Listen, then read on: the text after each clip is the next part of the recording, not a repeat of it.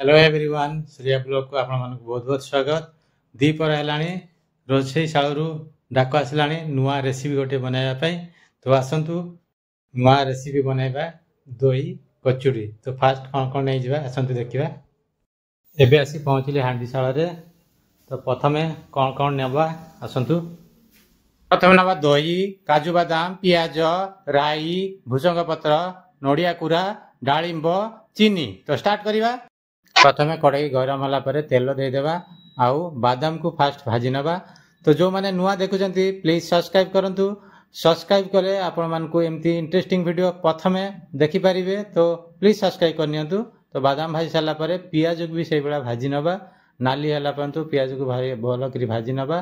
तो तापरे एबे आमे नड़िया को भलो करी कुरी नबा। कुरी देले भलो लागिवो। तो कटा देले भलो लागिवोनी। तो तापरे तेल गरम करिकी राई को पकेबा। तापरे आमे सेइथिरे टिके पाची गला परे भुसंग पत्र दे भलो करी भाजी नबा।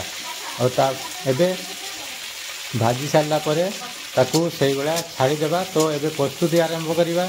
आसंतु प्रथमे गोटे कंसई रे दही नबा। दही परे चीनी 2 चामच पाखापाखि दबा।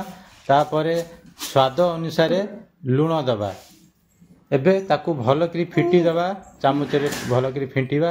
आ पूरा जंती फिंटी जाए चीनीटा फिंटी गला परे ता दरे हमें पियाज दबा। फास्ट पियाज काजू बादाम डालिंब नड़िया कुरा ही प्रस्तुत हो जाइथिबा। तो प्रथमे हमें राई आ जो भुसंग पत्र थिला ताकू दे देलु। देला परे ताकू भलो करी फिटी नबा। काहे कि ना तेलटा रहउची सेटा मिसी जीव दही रे। आ तापरे हमें एबे पियाज दबा। तो आसतु पियाजटा को दे दबा। पियाज दला परे आउ जहाँ जहाँ रहिला सब काजू बादाम तापरे दबा। आउ डालिंब दबा। तापरे हमें नड़िया कुरा दबा। तो सब एमती देला परे भलो करी फिंटी नियंतु। फिंटी नेला परे सबू दे देलु हमें।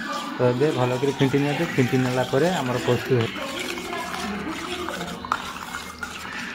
तो ये आसव टेस्ट पाई गेली बिलई। तो ता आगरू आपण माने वीडियोटी को शेयर करंतु लाइक करंतु आ कमेंट रे जणांतु केमती लागला। निश्चय आपण माने तैयारी करंतु घरे बहुत बढ़िया लागिवो। थरे थरे चेष्टा करंतु। तो गेली बिलई आसी आगे ताकू दे देबा टेस्ट पाई। तो चैनल टी को सब्सक्राइब करनियंतु नेक्स्ट एमती इंटरेस्टिंग वीडियो देखिया पाई। तो थैंक यू बाय बाय।